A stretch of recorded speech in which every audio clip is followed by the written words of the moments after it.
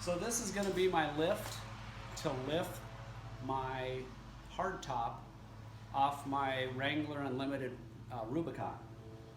There's a lot of different ones out there that I saw, but none of them did exactly what I wanted to do. So as you can see, this is going to attach to the roof, the hardtop, and it's going to go up. But then what I added are those tracks, so it will actually traverse back to the back of the garage. Nothing I saw out there did both of those things, but I want to be able to also take it off and put it back on by myself without help from anybody else. So as you can see, it started out with a Racor heavy duty 250 pound garage storage lift. And just for the disclaimer, I don't back any of these products, I don't work for any of these companies, and I'm not a spokesman for any of these things, and building this is at your own risk, so I don't take any responsibility for any of that. This is just what I did. So this Racor lift I got at Home Depot for about 150 bucks. It's made to lift 250 pounds. It consists of a 4x4 grate, 4 cables, and then if you look up, it's actually an I system with 2 beams that go, or 2 arms that go across each side, and then a shaft that goes between the 2 of them. If you look up by that red piece up there, there's actually a hook that I'll show you later, and that's what'll hand crank it up. It came with an adapter also that you can put it on a drill and drill it up. I'm not going to be using it that much because I'm only going to be using this like twice a year, once to put it on, once to put it off. Come on over here. Now, what I did was I also got some angled iron, angled steel, 6-foot sections of that, 2 6-foot sections. One of the big things I wanted to do is not have to fabricate anything myself. I just wanted to be able to bolt things together and not have to do a lot of cutting or anything. So what I did was I spray painted that black to match the Racor lift bed, which it screws on in 3 pieces. Instructions are real easy. There's also videos out there for that. And what I did was, where the cable was supposed to come through the Racor lift, that's where I bought some bolts, and I bolted the aluminum, or not the aluminum, but the steel angle on there, and I did that at all 4 corners. Now, right in this area here, it actually came, the Racor kit lift came with the eye bolt already attached to come in here and screw on, but that would have stuck up about this far. So what I wanted to do is I wanted to reduce I wanted to reduce the clearance that I would need up on top if I wanted to take this thing all the way up. So what I did is I took that eye bolt off and I strung it through and I reconnected it down under here in the loop. So I lost possibly a little bit of cable, but I gained clearance. So that's the bottom of the Racor lift. And as you can see, it's pretty solid. Now if you take it up to the top, what I did up there is normally those 2 arms are supposed to bolt to your trusses in the ceiling. And my trusses go front to back just like the tracks do.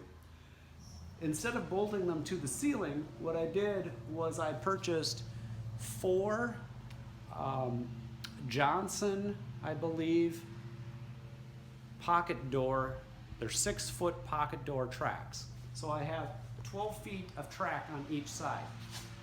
The wheels, which they're supposed to hold about 125 pounds each, so evening the weight out over 2 should give me about a 250 pound weight.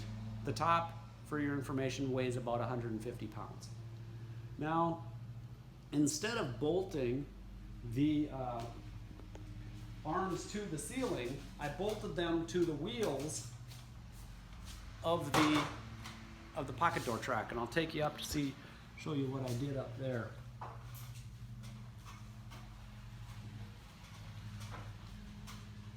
So what I did, like here, I put 4, I put 2 on each side.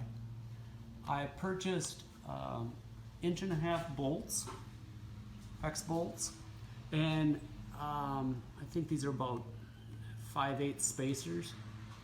And I put the spacers in so it wouldn't rub up here. So you got the eye bolt and the spacer, and then it slides back and forth.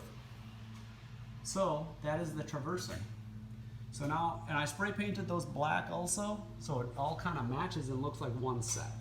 So now I have the elevation with the Racor lift, and then since I'm up here, this turns with the hand crank, and it will actually elevate it, and then all I have to do is traverse and put it back.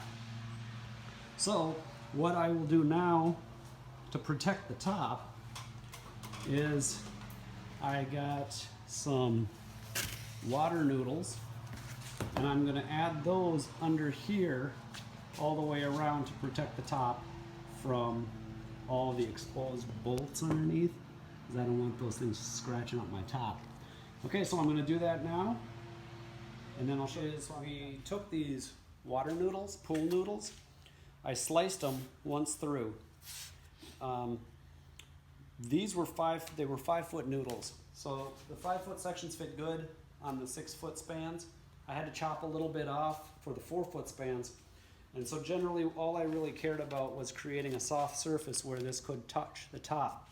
And so it went underneath here, it went around here, I zip tied it just for fun. I color coded the sides, that was my son's idea. Now you might say, I had everything all nice and black and everything. Why did I go with red noodles? Because I couldn't find black noodles today. And my Wrangler is a Rubicon Recon 2017 black. And so if you know anything about the Recons, their trim work is all red, and on the seats and the seat belts, and so also on the tow hooks. So this actually kind of carries over the red and black theme, along with my tow straps, which I didn't plan it, but the ones that I found and grabbed at the counter at Home Depot happen to be red and black. So that's why I did that. I took the leftover noodle from the side sections. I cut them into about half, and then I sliced through one half just like I did for them. And what I'm going to use this for is just a little extra protection here when I put the straps through. So now I'm ready to put the straps through and lift it. Now ideally what's going to happen is I'm going to back my Jeep in. I'm going to unscrew the top like I normally would. Then I will drop this thing down, probably so it's laying on the roof of the Jeep. Then I will lift the Jeep top up to run these ratchet straps through. And I want to make sure that I get it so it's right. I pulled it through to get a little, so that I can get it tight. Okay, so what I'll do is then I'm just going to strap it or hook it. So here what I'm going to do is I'm going to get under, and I'll start ratcheting a little bit until it's tight. I'll have a lot less ratcheting to do when it's on the Jeep, okay? And then what I'll do in the back is I'll lift the rear end up. I'll stick this ratchet or this strap between the topper and the Jeep. And then I just will kind of do the same over on this side. I'm going to pick this one. We'll see if that one works. I want to make sure that it stays away from, so that when I'm ratcheting and when I'm done, that it's not going to touch. The ratchet's not going to touch the sides of the Jeep or the windows or anything. So then now I'm over here, do the same. Got to make sure it's even. 1, 2, 3, 4, 5, 6, 7 on the 8th hole. 1, 2, 3, 4, 5, 6, 7 on the 8th hole. Okay, so this thing can be positioned and moved after you lift it.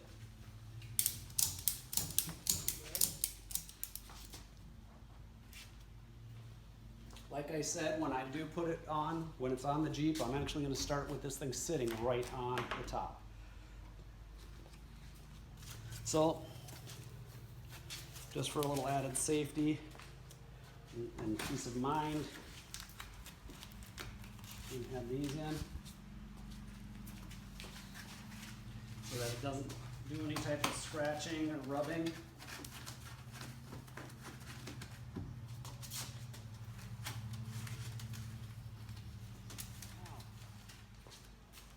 This is 150 pounds, this will hold 250 pounds. This offers me some weight that I can use up on top. So, I don't use the tow straps and everything that came with the Jeep. So I'm gonna put those up on here, put anything else. Here are the T-tops that we took off, because it's a Wrangler Unlimited, so it's got the T-tops. It's a nice bag that they came with, the Freedom Group. Put that on top. So there it is. Let me grab my... Now this came with the Racor lift. It does have an attachment that you can put on it to use a drill.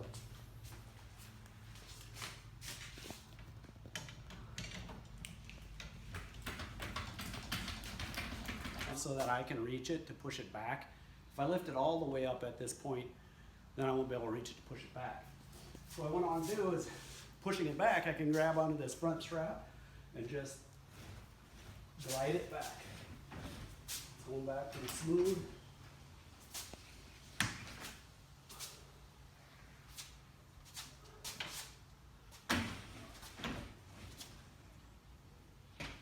Boom. There we go. Now I'll just finish lifting the rest of the wheel. As you can see, I'm only about maybe 14 inches off the ceiling. I could have brought it up even a little bit more, but I really had no need to.